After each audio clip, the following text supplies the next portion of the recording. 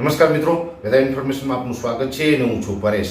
મિત્રો, ચૈત્રી દનૈયાના 8 દિવસ હોય છે ને એમાં આજે છેલ્લું ચૈત્રી દનૈયું હતું, એટલે ઓલ ઓવર ચૈત્રી દનૈયા છે એ કેવા રહ્યા છે અને આ દનૈયાના આધારે વર્ષ કેવું થશે આ વિશેની થોડીક માહિતી આપવાની છે. પણ સૌ પ્રથમ હું આપને એ જણાવી દઉં, આવતીકાલે 7 મે 2024 છે, એટલે કે ભારત દેશની અંદર અત્યારે લોકસભાનું ઇલેક્શન ચાલી રહ્યું છે અને ગુજરાતની અંદર આવતીકાલે મતદાનનો દિવસ છે. તો ગુજરાતની અંદર દરેક વ્યક્તિ છે એ ચોક્કસથી મતદાન કરજો, કેમ કે મતદાન છે એ આપણો હક છે, આપણો મત છે એ જ નક્કી કરે છે કે આપણા દેશની અંદર કઈ સરકાર બને છે અને કેવી સરકાર બને છે. જો દરેક વ્યક્તિ ચોક્કસથી મતદાન કરશે તો આ દેશની અંદર એક સારી સરકાર આવે અને સારી સરકાર હોય તો દેશનું નિર્માણ સારું એવું થાય, દેશની પ્રગતિ થાય. એટલે દરેક વ્યક્તિ છે આવતીકાલે ચોક્કસથી મતદાન કરજો. મતદાનનો જે આપણે અધિકાર મળેલો છે એ કોઈ સામાન્ય નથી કે કોઈ સસ્તો અધિકાર નથી. આપણે સેંકડો વર્ષ સુધી અલગ અલગ આક્રમણકારીઓની ગુલામી કરી, 200 વર્ષ સુધી અંગ્રેજોની ગુલામી કરી, ત્યારબાદ આપણા દેશના અસંખ્ય ક્રાંતિવીરોએ પોતાનું બલિદાન આપી અને આ દેશને આઝાદ કરાવ્યો ને ત્યારે આપણો મતદાનનો અધિકાર મળ્યો છે. આપણા મતદાનના અધિકાર માટે આપણા દેશના અસંખ્ય શૂરવીરોએ પોતાના જીવનનું બલિદાન આપ્યું છે. એટલે આપણા શૂરવીરોના બલિદાનના આધારે આપણે મતદાનનો અધિકાર મળ્યો છે. એટલે આ મતદાન છે એ ચોક્કસથી કરવું જોઈએ. આપણા જે શૂરવીરોનું બલિદાન છે એ ક્યાંય એડે ન જાય એટલા માટે થઈને ચોક્કસથી આપણે આવતીકાલે દરેક વ્યક્તિ મતદાન કરે એવી હું દરેક લોકોને અપીલ કરું છું. પછી આપણે જે અનુકૂળ આવે એમાં કરજો, પણ મતદાન છે ને એ ચોક્કસથી કરજો. હવે વાત કરવાની છે ચૈત્રી દનૈયાની. આમ જોવા જાય તો અત્યારે ગરમીનો માહોલ ચાલી રહ્યો છે. આજે 6 તારીખ છે, આજે આવતીકાલ 7 તારીખ અને 8 તારીખ એમ 3 દિવસ સુધી હજી સતત ગરમી છે એ આગળ વધતી રહેવાની છે. રોજ 1-1 ડિગ્રી તાપમાન ઊંચું જવાનું છે.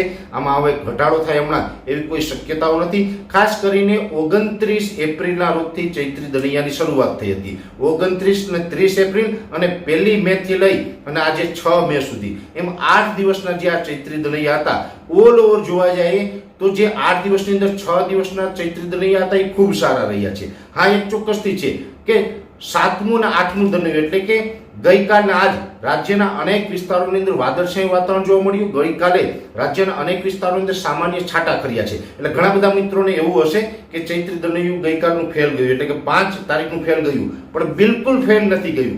એ માત્ર છાંટા ખર્યા છે, એક પ્રકાર સુકન કહેવાય. જે વાદળ હતા એ પણ કસ ટાઈપના વાદળ હતા, જે આપણે માવઠાના વાદળ હોય એ ટાઈપના વાદળ હતા નહીં. એટલે ગઈકાલનું જે ચૈત્રી દનૈયું પણ ફેલ નહીં ગણાય, આજનું ચૈત્રી દનૈયું છે એ પણ ફેલ ન ગણી શકાય. ઓલ ઓવર 8 ચૈત્રી દનૈયા છે એ ખૂબ સારા રહ્યા છે.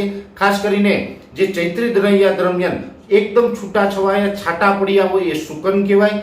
કસ જેવા લીસોટા થયા હોય એ ટાઈપનો જે વાદળ હોય એ પણ એક પ્રકારના સુકન કહેવાય, સારા વરસાદની નિશાનીઓ કહેવાય.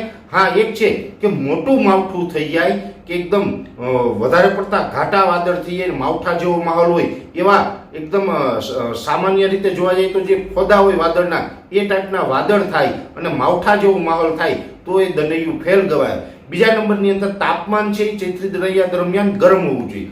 જો આપણે તાપમાન એકદમ ડાઉન થઈ જાય અને વાતાવરણ છે ઠંડુ જોવા મળે તો પણ ચૈત્રી દનૈયા ફેલ ગણાય. પણ 8 દિવસ દરમિયાન ચૈત્રી દનૈયા જે ચાલતા હતા એ દરમિયાન કોઈ જ પ્રકારે આપણે વાતાવરણ ઠંડુ નથી થયું, માવઠું નથી થયું કે ચૈત્રી દનૈયા ફેલ જાય એ ટાઈપના વાદળો નથી થયા. એટલે 8 દનૈયા છે તે ખૂબ સારા રહ્યા છે.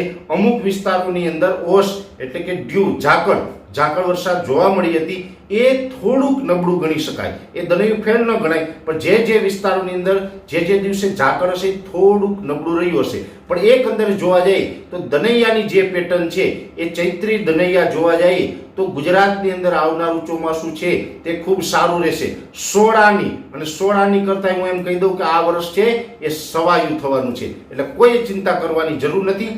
રાજ્યના મોટા ભાગના વિસ્તાર, હા એક વાત અલગ છે કે પછી અવળું મોટું રાજ્ય છે આપણું ગુજરાત રાજ્ય, વિસ્તારની દ્રષ્ટિએ નાનું નથી. ઘણા બધા દેશો કરતાં પણ આપણું રાજ્ય મોટું છે. એટલે અવળા મોટા રાજ્યની અંદર કદાચ માની શકાય કે 5 કે 15% વિસ્તારો છે એમાં કદાચ કંઈ આગળ પાછળ થાય તો વાત અલગ રહેશે. બાકી મારું એવું વ્યક્તિગત માનવું છે 80 થી 85% વિસ્તારની અંદર વર્ષ છે એ સોળાની અને સવાયું વર્ષ રહેશે, આવું મારું ચોક્કસ માનવું છે. એટલે ચૈત્રી દનૈયા છે એના આધારે પણ વર્ષ સારું છે. બીજા જે આપણે ખગોળ વિજ્ઞાનની અંદર અલગ અલગ જે આપણે પ્રયોગો થતા હોય, બીજા પણ ઘણા બધા જે આપણે માન્યતાઓ છે એના આધારે પણ સારા વર્ષના સંકેતો છે અને ચૈત્રી દનૈયાએ પણ સારા વર્ષના સંકેતો આપ્યા છે. એટલે તમામ દ્રષ્ટિએ ઓલ ઓવર આપણા માટે અંતે નિચોડે નીકળીને આવ્યો છે કે આવનારું વર્ષ છે એ સારું થશે.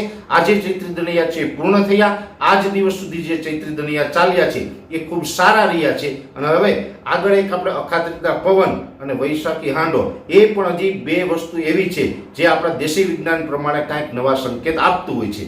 જો કે એના વિશે પણ અમે આવનારા સમયની અંદર આપને માહિતી આપશું. અત્યારે આ વિડીયોની અંદર એટલું જ. અંતમાં દરેક મિત્રોને વિનંતી રહેશે, વિડીયોને લાઈક આપીને દરેક ગ્રુપમાં શેર કરી દેવો અને જે મિત્રો આપણી ચેનલને સબસ્ક્રાઇબ ન કરેલી હોય એ મિત્રો ચેનલને સબસ્ક્રાઇબ કરવી. હાલ જે આપશો. ધન્યવાદ.